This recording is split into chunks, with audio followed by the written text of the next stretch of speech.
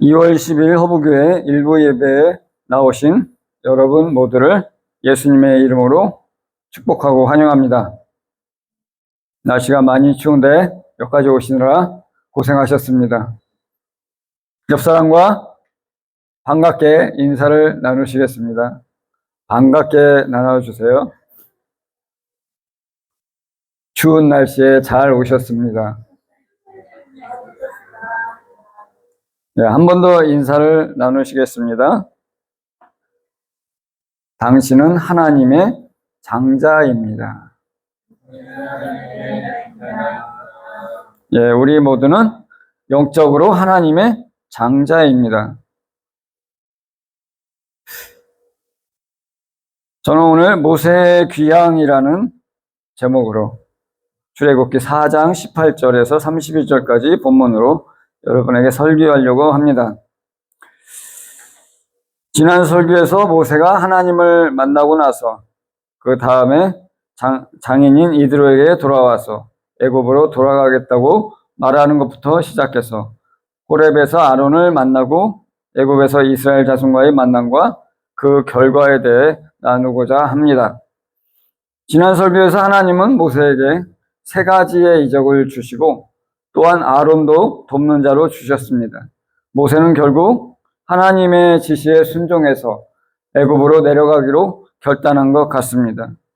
모세의 결단이 18절에서 바로 드러납니다. 18절을 같이 읽겠습니다. 모세가 그의 장인 이드로에게로 돌아가서 그에게 이르되 내가 애굽에 있는 내 형제들에게 돌아가서 그들이 아직 살아있는지 알아보려 하오니 나로 가게 하소서. 이드로가 모세에게 평안히 가라 하니라.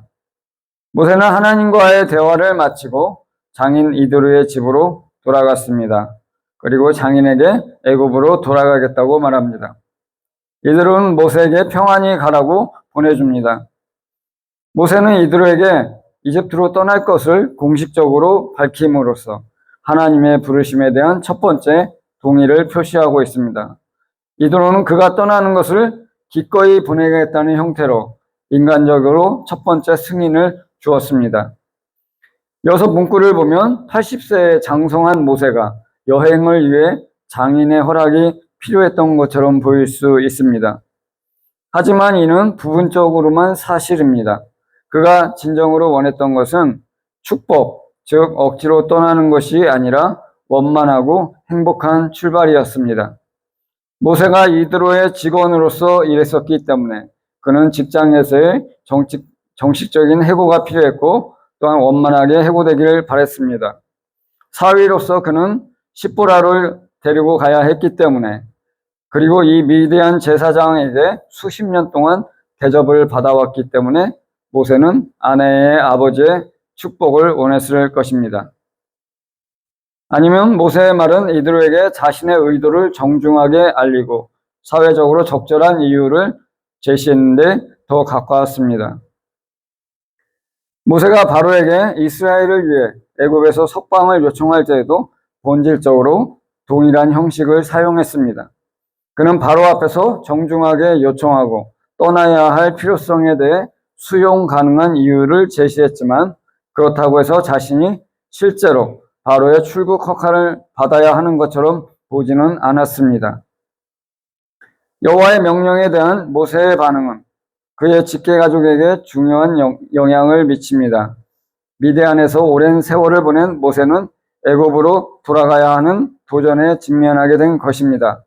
이드로는 그 과정에서 딸과 손자와 생이별을 하더라도 불구하고 사위를 기꺼이 지지합니다. 여기서 모세의 반응을 보십시오. 그가 하나님을 만나고 와서 바로 장인에게 애굽으로 돌아가겠다고 말하는 것을 통해서 하나님의 뜻에 따르기로 결심한 것이 드러납니다. 모세는 호렙에서 하나님과 만남에서 부정적이고 소명을 거부하는 모습을 보였지만 이제는 하나님의 뜻에 즉각적인 순종으로 나아갑니다. 그는 더 이상 머뭇거리지 않고 바로 애굽으로 돌아가려고 합니다. 모세가 이렇게 즉각적인 순종의 태도를 보인 것처럼 우리 허브교회 성도들도 각자 하나님의 뜻에 즉각적으로 순종할 수 있기를 예수님의 이름으로 축복합니다. 그 전에 먼저 말씀과 기도를 하면서 하나님의 뜻을 발견하는 것이 먼저이고 그 뜻에 순종해 나아가는 것이 두 번째입니다. 이러한 삶의 선순환이 여러분에게도 각자의 삶에서 일어나기를 예수님의 이름으로 축복합니다. 19절의 말씀을 같이 읽겠습니다. 여호와께서 미디안에서 모세에게 이르시되 애굽으로 돌아가라. 내 목숨을 노리던 자가 다 죽었느니라. 하나님께서 다시 미디안 땅에서 모세에게 애굽으로 돌아가고 말씀하십니다. 왜냐하면 모세의 목숨을 노리던 자가 다 죽었기 때문이라고 하십니다. 모세가 애굽 왕궁에서 살다가 급히 미디안으로 도망친 이유도 애굽의 바로가 그의 목숨을 노렸기 때문이었습니다. 그가 애굽 사람을 쳐 죽여 땅에 숨겼는데 그 사실이 발각되었기 때문입니다. 모세는 이제 애굽에 돌아가도 생명의 위협을 느낄 필요가 없습니다. 여기서 모세의 목숨을 노리던 자가 다 죽었다는 것은 모세를 죽이려 했던 바로가 죽었고 모세가 죽인 애굽 사람의 유가족도 다 죽고 사라졌다는 것을 암시합니다. 모세를 고발할 자도 이제 모세를 죽일 자도 사라진 것입니다. 바로가 다른 사람으로 바뀌면서 개인적인 사면을 해주는 것이 고대 시대에도 있었던 관행이라고 합니다. 새로운 왕이 들어서면 민심을 얻기 위해서 대대적으로 사면을 실시하는 것입니다. 20절의 말씀 같이 읽겠습니다. 모세가 그의 아내와 아들들을 나귀에 태우고 애굽으로 돌아가는데 모세가 하나님의 지팡이를 손에 잡았더라. 모세는 그의 아내와 아들들을 나귀에 태워 함께 애굽으로 돌아가려고 떠났습니다. 이때 모세의 손에는 하나님의 지팡이를 쥐어 있었습니다. 모세는 이제 더 이상 미루거나 갈등하지 않고 하나님이 떠나라고 지시하자 가족들과 함께 바로 시행합니다. 여기서 하나님의 지팡이라고 하는데 이 지팡이는 실제로는 모세가 양을 치는 데 사용하던 것입니다. 그런데 하나님의 지팡이라고 다시 언급한 것은 이 지팡이의 용도가 하나님이 모세에게 주신 사명을 위해 사용될 것을 암시하는 것입니다. 22절 말씀을 같이 읽겠습니다. 여호와께서 모세에게 이르시되 내가 애굽으로 돌아가거든 내가 내 손에 준 이적을 바로 앞에서 다 행하라. 그러나 내가 그의 마음을 완악하게 한즉 그가 백성을 보내주지 아니하리니. 하나님께서 모세에게 애굽으로 돌아가서 바로 앞에서 하나님이 모세에게 주신 이적을 다 행하라고 지시하십니다. 그러나 하나님께서는 바로의 마음을 강팍하게 하여서 그가 이스라엘 자손을 순순히 보내주지 아니하실 것이라고 또한 말씀하십니다. 다시 한번 여호와께서 미디안에서 모세에게 말씀하십니다. 그의 첫 번째 말씀은 모세의 손에 들린 하나님의 지팡이와 밀접하게 연관되어 있습니다. 모세는 이 지팡이로 하나님께서 이미 그에게 권한을 부여하신 모든 이적을 바로 앞에서 행할 것입니다. 이전에 여호와께서는 모세가 자신을 믿게 하기 위해 이스라엘 백성 앞에서 행할 표적을 언급하셨습니다. 여기서 모세가 바로의 목전에서 이적을 행할 것이라고 여호와께서 처음으로 말하면서 비슷한 용어인 표적 또는 이적이 소개됩니다. 여기서 이적이라 번역된 히브리어는 모페트인데 어떤 메시지나 진리를 드러내기 위한 기적, 표징 또는 징조를 나타냅니다. 모페트는 그 자체를 넘어 그 더 중요한 무언가를 가리킵니다. 구약에서 명사 모페트의 거의 절반이 이집트 탈출과 관련이 있습니다. 여호와께서는 모세가 바로의 면전에서 표적을 행할 수 있는 권한을 부여하셨지만 바로는 여호와께서 바로의 마음을 완악하게 하기 때문에 이스라엘 백성을 석방하기를 거부할 것입니다. 히브리어의 완악한 마음은 결단력이나 결의를 의미합니다. 이러한 맥락에서 마음이 강하다는 개념은 잔인하다는 뜻이 아니라 자신의 의지를 바꾸지 아니하려는 것을 의미하며 이는 결단력과 고집, 완고함으로 긍정적으로 해석할 수도 있습니다. 어떤 맥락에서 강인한 마음은 긍정적인 행동과 연관되기 때문에 미덕이 되기도 합니다. 이 관찰에 비추어 볼 때 여호와께서 바로의 마음을 강하게 하신다는 생각은 이 단계에서는 다소 모호해 보입니다. 그러나 이후 이야기에서 바로의 비타협성이라는 주제가 길게 전개되고 있고 7장에서 14장까지의 주요 모티브가 되기 때문에 이에 대해 더 자세히 조명할 필요가 있습니다. 여호와께서는 7장 3절에서 바로의 마음에 관해 비슷한 예언을 하고 이 모티브는 이집트에서 행해진 초자연적인 표적이나 징조에 대한 각 보고에서 상당한 변형이 있지만 결론의 공식으로 다시 나타납니다. 하나님께서는 모세에게 바로의 마음이 완악해졌다는 사실을 알려줌으로써 모세가 신탁에 대한 바로의 반응이 미비한 것으로 인해 괴로워하지 말아야 함을 알려주십니다. 이 모든 것은 이스라엘 백성을 구출하기 위한 하나님의 계획의 일부입니다. 22절과 23절 같이 읽어보겠습니다. 너는 바로에게 이르기를 여호와의 말씀에 이스라엘은 내 아들 내 장자라. 내가 내게 이르기를 내 아들을 보내주어 나를 섬기게 하라 하여도 내가 보내주기를 거절하니 내가 내 아들 내 장자를 죽이리라 하셨다 하라 하시니라. 하나님께서는 모세가 바로에게 이스라엘이 하나님의 아들이고 장자라고 말해야 한다고 하십니다. 또한 하나님께서 바로가 하나님의 장자인 이스라엘 자손을 보내주지 아니하므로 하나님도 애굽의 장자를 죽일 것이라고 말하고 지시합니다. 바로와 이스라엘 백성이 애굽을 떠나는 것을 완강히 거부할 것이라고 모세에게 경고한 후에 여호와께서는 모세에게 바로에게 전할 간단한 메시지를 전합니다. 그가 애굽의 바로에게 이스라엘이 여호와의 맏아들이라고 말하라는 것입니다. 제가 여러분과 제가 하나님의 장자라고 하신 것은 여기에서 생각한 것입니다. 이스라엘이 하나님의 장자이면 다른 족속들은 하나님의 자녀이긴 하지만 장자는 아닙니다. 이것은 여호와 이스라엘 사이에 존재하는 특별한 관계를 강조할 뿐만 아니라 이스라엘이 여호와 앞에서 누리는 특별한 지위를 반영합니다. 이 특별한 관계에 비추어 하나님은 바로에게 그의 아들을 풀어주어 그와 여호와를 섬기고 경배할 수 있도록 요구합니다. 현재 이스라엘 백성은 바로의 노예입니다. 그들의 석방을 요구함으로써 여호와께서는 바로의 권위에 직접적으로 도전합니다. 그러나 바로가 여호와의 요청에 긍정적으로 응답하지 않음으로써 바로의 맏아들이 죽게 됩니다. 이 예언은 나중에 12장에서 성취되지만 모세가 22절과 23절의 메시지를 바로에게 전달한 기록이 없다는 점에 유의하십시오. 하나님의 이 말씀은 앞서 3장 19절과 20절에서 강한 손으로 애굽을 치겠다고 말씀하신 것을 확장한 것이라고 할 수 있습니다. 여기에서 고려해야 할 굉장히 중요한 요소가 있습니다. 애굽의 장자들이 죽었다는 유월절 기록을 살펴보면 이스라엘 백성이 속죄의식을 치르지 않았더라면 이스라엘 백성에게도 같은 죽음이 찾아왔을 것이 분명합니다. 출애굽께서 장자의 죽음은 단순히 애굽에 대한 일벌백계의 형벌 이상의 의미가 있음을 시사하는 특이한 점인 것입니다.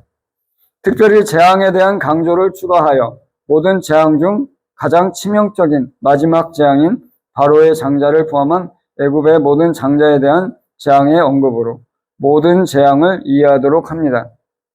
그러므로 모세는 애굽 사람이나 이스라엘 백성에게만 가라는 지시를 받은 것이 아니라 출애굽을 가장 열렬하게 반대하고 출애굽을 막을 수 있는 가장 큰 힘을 가진 바로 앞에 나타나서 여호와의 이름으로 명령을 내려야 합니다. 모세에게 내린 지시는 실제로 모세가 바로와 직접 대면할 것을 요구하는 것입니다. 24절 말씀을 같이 읽겠습니다. 모세가 길을 가다가 숙소에 있을 때 여호와께서 그를 만나사 그를 죽이려 하신지라. 여기서 개역된 것은 모세라는 언급이 있지만 실제로 히브리어에서는 모세라고 언급되어 있지 않습니다. 이거는 이제 성경을 다른 언어로 개역한 사람들의 그 성경적인 신학을 반영하는 것입니다. 모세가 미디안을 출발해서 애굽으로 돌아가는 길에서 숙소에 있을 때 하나님께서 그를 만나 죽이려고 하셨습니다. 이것은 저희가 볼 때 굉장히 이상한 일입니다. 하나님이 모세에게 왜 그렇게 하셨는지 알려면 25절과 26절을 읽어보면 어느 정도 알 수 있습니다. 이 이야기는 애굽으로 가는 길에 하룻밤을 묵는 곳으로 장소를 옮깁니다. 여기서 우리는 여호와께서 모세를 죽이려고 하는 것으로 보이는 짧고 매우 수수께끼 같은 보고를 접하게 됩니다. 안타깝게도 24절, 25절의 표현은 어느 정도 모호함을 허용합니다. 특히 두 가지 요인이 모세가 위협을 받고 있는 사람이 아니라는 생각을 뒷받침할 수 있습니다. 첫째, 24절과 26절에서 모세의 이름이 구체적으로 언급되지 않았습니다. 여러 번역 성경은 더 명확하게 하기 위해서 모세라는 이름으로 대명사를 대체하고 있지만 히브리어 본문은 단순하게 그 또는 그의를 지칭합니다. 둘째, 왜 하나님의 지시를 충실히 따르고 있는 모세를 예기치 않게 나타나서 해치려고 하는 이유가 무엇인지 물어야 합니다. 문제가 완전히 사라지지는 않지만 모세에 대한 하나님의 태도 문제는 여호와의 공격 대상이 그의 아들이라면 약간 완화될 수 있습니다. 그러나 이러한 양보조차 해석상의 문제를 제기합니다. 모세의 아들 중 한 명이 위협을 받고 있다고 생각할 수도 있지만 24절에 만났다라는 동사의 대명사 목적어가 모세를 가리킨다고 가정하는 것이 방금 언급한 반대 논거에도 불구하고 가장 자연스럽습니다. 출애굽기 기자가 청중이 모세의 아들 중 한 명의 목숨이 위협받고 있다는 것을 이해하도록 의도했다면 이 단계에서 그것을 분명히 밝혔을 것입니다. 즉 여기에서의 논점은 하나님이 죽이려고 하신 자가 모세이냐 아니면 그의 아들이냐는 것입니다. 25절, 26절 같이 읽겠습니다. 십보라가 돌칼을 가져다가 그의 아들의 포피를 베어 그의 발에 갖다 대며 이르되 당신은 참으로 내게 피 남편이로다 하니 여호와께서 그를 놓아 주시니라. 그때 십보라가 피 남편이라 함은 할례 때문이었더라.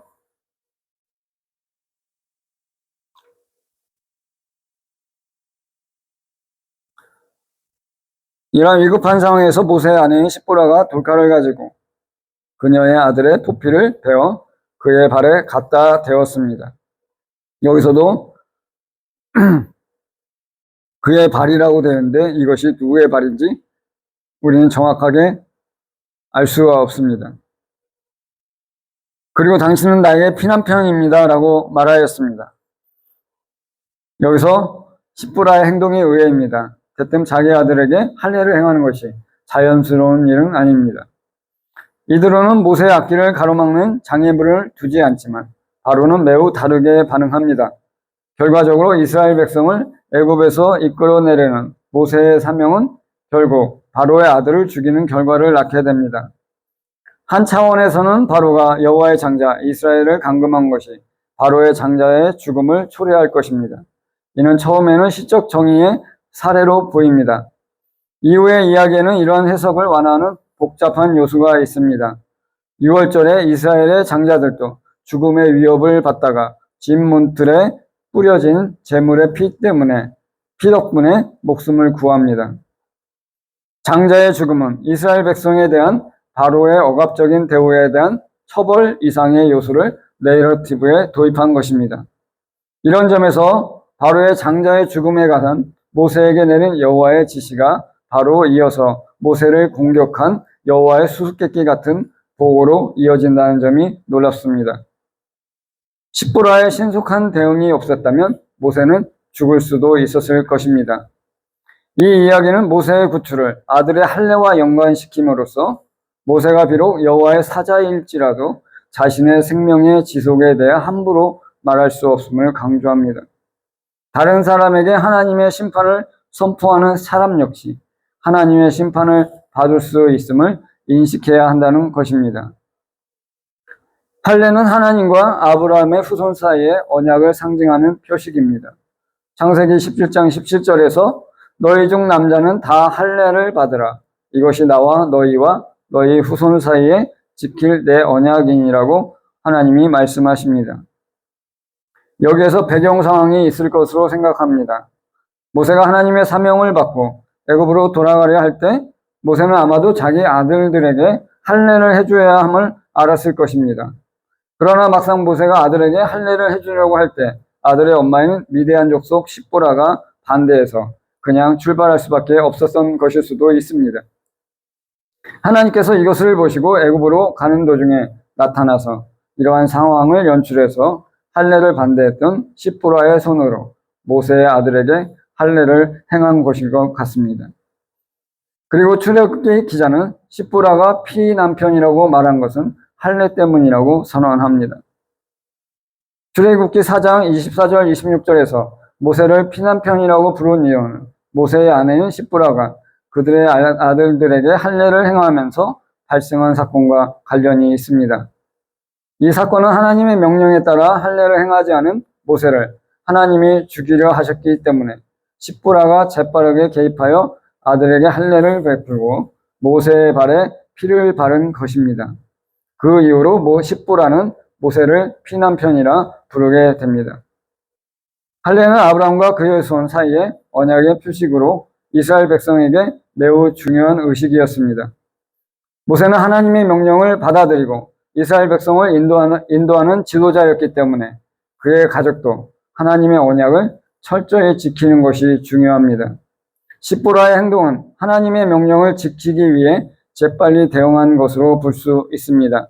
이 사건은 하나님의 명령을 지키는 것이 얼마나 중요한지를 보여주며 순종하지 않으면 하나님의 진노를 피할 수 없다는 교훈을 우리에게 줍니다. 27절 말씀을 같이 읽겠습니다. 여호와께서 아론에게 이르시되 광야에 가서 모세를 말하자 하시매 그가 가서 하나님의 산에서 모세를 만나 그에게 입 맞추니. 하나님께서는 또한 14절에서 약속한 것 같이 아론에게 광야에 가서 모세를 맞이하라고 지시하십니다.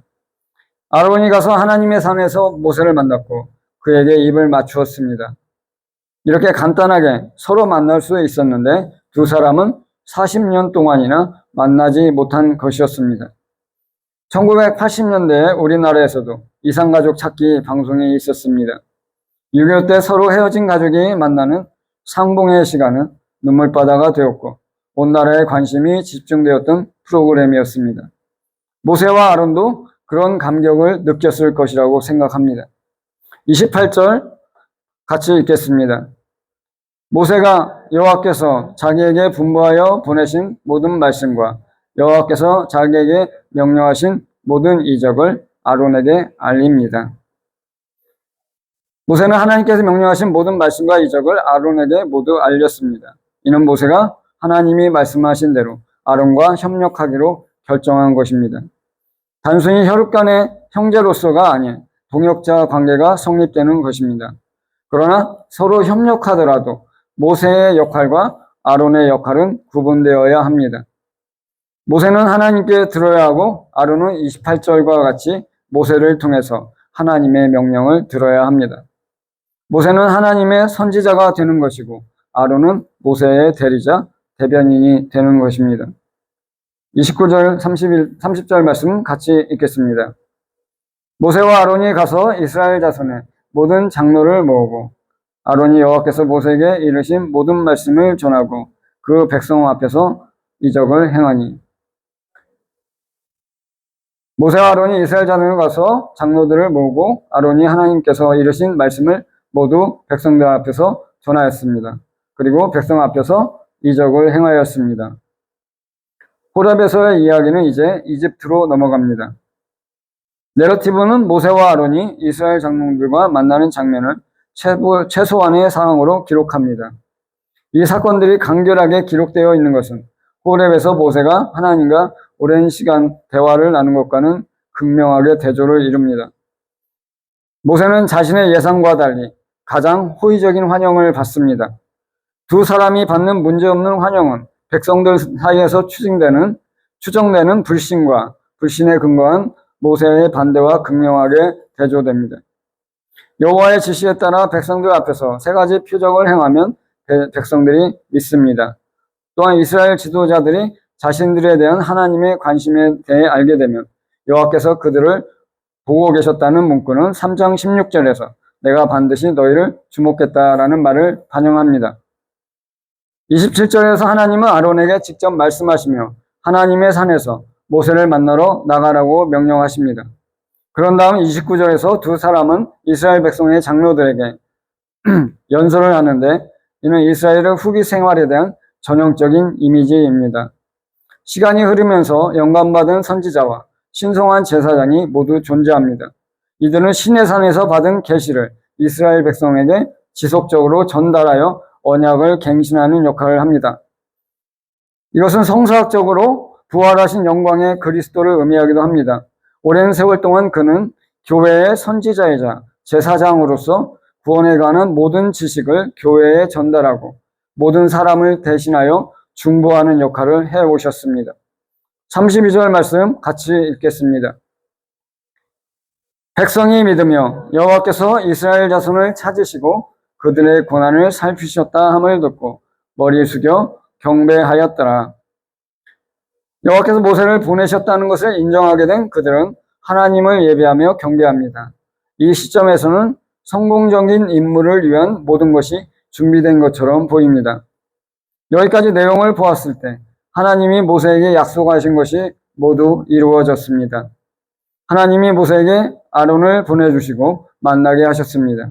또한 이스라엘 자손 앞에서 이적들을 행하고 그들의 모세가 하나님의 사자인 것을 믿게 하셨습니다.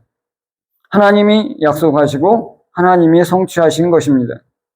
이스라엘 자손은 하나님께서 이스라엘 자손을 찾고 그들의 고난을 살피셨다는 것을 듣고 하나님을 경배합니다. 이제 하나님은 조상들에게만 나타났던 하나님이 아니라 애굽에서 고통받는 이스라엘 자손에게 나타나신 하나님입니다. 하나님은 과거의 역사 속의 하나님이 아니라 오늘 당장 함께 하시고 역사하는 하나님이십니다. 이러한 하나님이 오늘날 저와 여러분에게도 함께 하시고 역사하십니다. 하나님께서는 우리 허브교회가 출발하도록 예배당을 주시고 필요한 것들을 공급해 주셨습니다. 또한 지금도 주님이 구원받을 자들을 허브교회에 보내시고 계십니다. 결혼 전 아내를 만나고 나서 만남을 가질수록 제 안에 아내를 간절히 원하는 마음이 생겼습니다. 그래서 저는 하나님을 알지 못했지만 하나님께 간절히 기도했습니다. 그리고 하나님의 도우심으로 마침내 아내와 결혼하게 되었습니다. 아내는 당시 아직 결혼을 원하지 않았었는데 하나님이 절묘하게 저희 두 사람을 엮어서 이렇게 한 가정을 이렇게 하셨습니다. 동일하게 여러분 각자의 삶에서도 주님이 함께 하시고 돕고 계십니다. 이렇게 하나님의 역사와 도우심을 바라는 사람은 예수님의 이름으로 하나님의 은혜의 보좌로 나아가 하나님께 기도하시기를 축복합니다. 내가 찾아다니고 사람을 만난다고 해서 내가 원하는 일이 해결되는 것이 아닙니다. 하나님의 절묘한 도우심과 역사하심과 개입이 필요합니다.